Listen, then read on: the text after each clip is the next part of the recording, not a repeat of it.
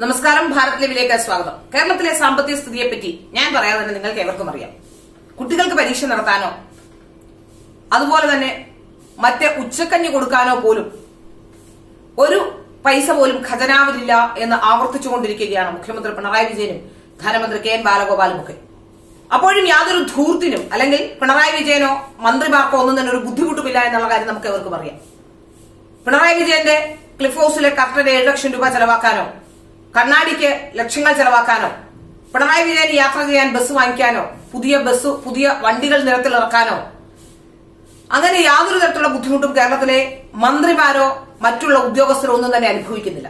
സാധാരണക്കാരായ ജനങ്ങളും പാവം പിടിച്ച തൊഴിലാളികളും സർക്കാർ ഉദ്യോഗസ്ഥരും ഒക്കെയാണ് ഇതിന്റെ ഇരകളെന്ന് നമുക്കറിയാം.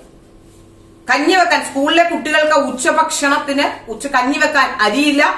ഇനി കഞ്ഞി വെക്കുന്ന ഏതെങ്കിലും സ്ഥലത്തുള്ളവർക്കാകട്ടെ അവർക്ക് ശമ്പളമില്ല, ആയമാർക്ക് ശമ്പളമില്ല.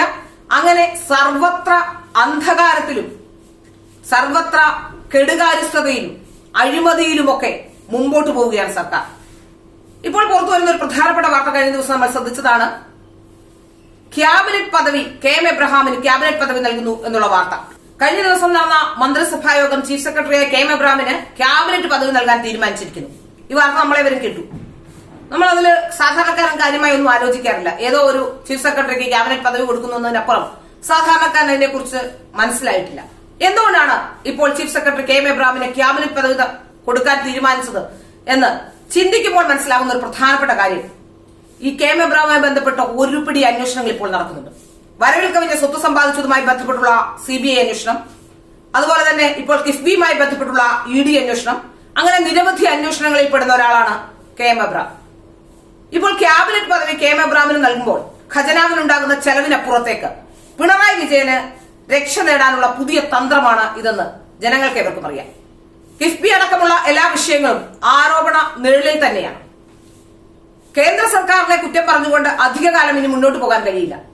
കേരളത്തിലെ ജനങ്ങൾക്കെല്ലാം മനസ്സിലായി കഴിഞ്ഞു, കേന്ദ്ര സർക്കാർ പണം തരുന്നില്ല എന്ന് പറയുന്നത് വ്യാജ പ്രചരണം മാത്രമാണ്. അതുമായി ബന്ധപ്പെട്ട കേസുമായി മുന്നോട്ട് പോകുമ്പോൾ പോലും കേന്ദ്ര സർക്കാർ സുപ്രീം കോടതിയിൽ നൽകിയ സത്യവാങ്മൂലത്തിൽ കേരളത്തിലെ അഴിമതിയും കെടുകാര്യസ്ഥതയും ഒക്കെ വളരെ കൃത്യമായി ചൂണ്ടിക്കാട്ടിയിട്ടുണ്ട്. അതുകൊണ്ട് തന്നെയാണ് ഈ കിഫ്ബി എടുത്ത പണം അത് ഞങ്ങൾക്ക് ഇങ്ങോട്ട് കടമെടുത്തതൊന്നും കടത്തിന്റെ പരിധിയിൽപ്പെടുത്തരുത് എന്ന് പറയുന്നത്. പിന്നെ കിഫ്ബിയുടെ പണം ആരടയ്ക്കും? കിഫ്ബിക്ക് പ്രത്യേകിച്ച് വരുമാന മാർഗങ്ങളൊന്നുമില്ലാത്ത ഒരു സംവിധാനമാണ്. വരുമാന മാർഗങ്ങളൊന്നുമില്ലാത്ത കിഫ്ബി എങ്ങനെയാണ് ആ പണം തിരിച്ചടയ്ക്കുക?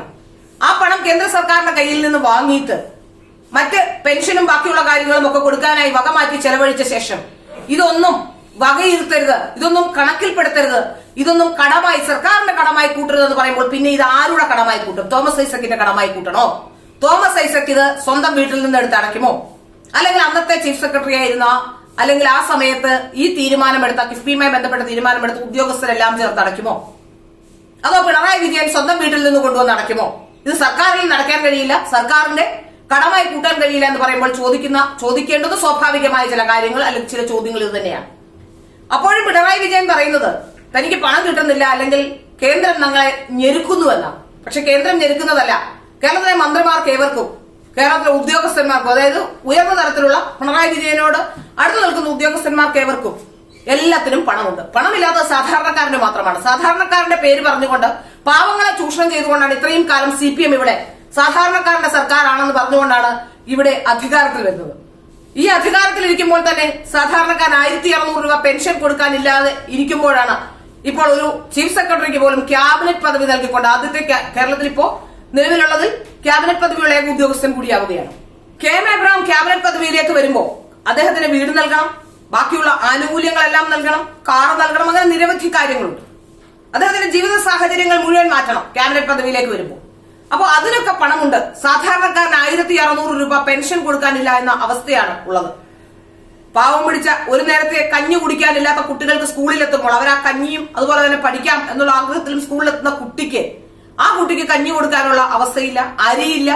അതുകൂടാതെ പരീക്ഷ, നമുക്കറിയാം കുട്ടികളെ ഒന്ന് പരീക്ഷ നടത്താൻ കാശില്ല. ഇനി കുട്ടികളുടേത് പിരിച്ചു വേണം പരീക്ഷ നടത്താൻ എന്ന് പറയുന്ന അവസ്ഥയിലേക്ക് കാര്യങ്ങൾ എത്തിയിരിക്കുന്നു. അപ്പോഴും പിണറായി വിജയൻ സ്വയം രക്ഷകനായി വീണ്ടും എല്ലാ കാര്യത്തിലും പിണറായി വിജയനുമായി ചുറ്റപ്പെട്ടു നിൽക്കുന്നവർക്കും കാശുണ്ട്. കേരളത്തിൽ പണമില്ലാത്തത് സാധാരണക്കാരന് നൽകാൻ മാത്രമാണ്. ഇത്രയധികം സാധാരണക്കാരെ ബുദ്ധിമുട്ടിച്ച അല്ലെങ്കിൽ ഇത്രയധികം സാധാരണക്കാർക്ക് ദുരിതമുണ്ടാക്കിയ ഒരു സർക്കാർ വേറെയുണ്ടോ എന്ന് നമ്മൾ ചിന്തിക്കേണ്ട സമയം തന്നെയാണ്. തെരഞ്ഞെടുപ്പ് എടുക്കുമ്പോൾ പല വാഗ്ദാനങ്ങളുമായി ഇടതുപക്ഷക്കാർ നമ്മുടെ മുന്നിലേക്ക് വരും. സാധാരണക്കാരൻ നോക്കുന്ന ജനാധിപത്യവും സമത്വവും ഒക്കെ പറയുന്നത്, അത് സമത്വവും ജനാധിപത്യവും ഒക്കെ പറയാൻ കൊള്ളുന്ന ചില കാര്യങ്ങളായി മാത്രം അവശേഷിക്കുന്നുണ്ട് ഇടതുപക്ഷ സർക്കാരിന്റെ കാലത്തെന്നാണ് നമുക്ക് വ്യക്തമാകുന്നത്. ഏതായാലും സാധാരണക്കാരായ ജനങ്ങളെല്ലാം ഇത് തിരിച്ചറിയേണ്ടുന്ന സമയമാണ് വരുന്നത്. തെരഞ്ഞെടുപ്പ് വരുന്നു. ഈ തെരഞ്ഞെടുപ്പ് നടക്കുമ്പോൾ പോലും ഇത് ചർച്ച ചെയ്യപ്പെടേണ്ട ഏറ്റവും പ്രധാനപ്പെട്ട വിഷയം കേരളത്തിലെ ധനസ്ഥിതി തന്നെയാണ്. കേരളത്തിലെ ധനസ്ഥിതി ചർച്ച ചെയ്യുമ്പോൾ വളരെ കാലങ്ങൾക്ക് മുമ്പ് തന്നെ ഇവിടുത്തെ റിസർവ് ബാങ്ക് അടക്കം കേരളത്തിലെ സർക്കാരിനോട് പറഞ്ഞതാണ് വീണ്ടും വിചാരമില്ലാതെ ചെലവാക്കിയാൽ ശ്രീലങ്കയുടെ അവസ്ഥ വരുമെന്ന്. അന്നൊന്നും ഇത് കേൾക്കാതെ സാധാരണക്കാരനെ ദുരിതത്തിലേക്ക് പറഞ്ഞുവിടുന്നു. സിവിൽ സപ്ലൈസിൽ സാധനങ്ങളില്ല, ഇനി സിവിൽ സപ്ലൈ സൂപ്പർ മാർക്കറ്റ് ആക്കാൻ പോകുന്നു. എന്താണ് കേരളത്തിലെ സാധാരണക്കാരന് വേണ്ടി പിണറായി വിജയൻ ചെയ്തുകൊണ്ടിരിക്കുന്നത്?